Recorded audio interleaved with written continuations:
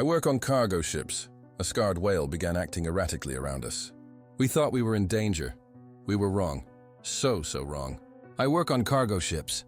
Long hauls across the empty stretches of ocean. It's usually monotonous, the endless blue, the thrum of the engines, the routine. But this last trip was different. It started about 10 days out from port, somewhere in the Pacific. I was on a late watch, just me and the stars, and the hiss of the bow cutting through the water. That's when I first saw it, a disturbance in the dark water off the port side. Too large to be dolphins, too deliberate for a random wave. Then, a plume of mist shot up, illuminated briefly by the deck lights. A whale. Not unheard of, but this one was big, really big, and it was close. The next morning it was still there, keeping pace with us. A few of the other guys spotted it. Our bosun, a weathered old hand on the sea, squinted at it through his binoculars. "Humpback, by the looks of it," he grunted. "Big fella, lost his pod, maybe." But there was something off about it. It wasn't just its size, though it was easily one of the largest he had ever seen, rivaling the length of some of our smaller tenders. It was its back. It was a roadmap of scars.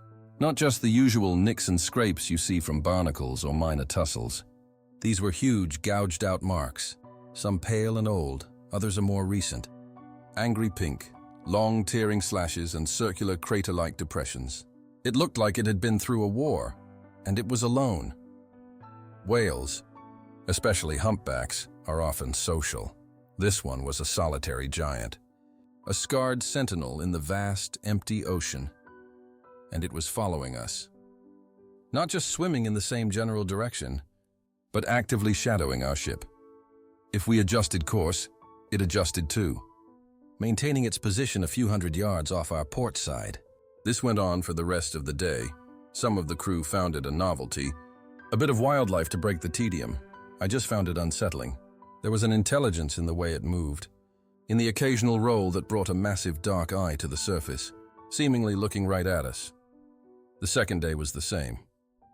The whale was our constant companion. The novelty had worn off for most. Now, it was just there, a silent, scarred presence. I spent a lot of my off hours watching it. There was a weird sort of gravity to it. I couldn't shake the feeling that its presence meant something. Though I couldn't imagine what. The scars on its back fascinated and repulsed me. What could do that to something so immense? A propeller from a massive ship. An orca attack, but on a scale I'd never heard of. Then, late on the second day of its appearance, something else happened. Our ship started to lose speed. Not drastically at first.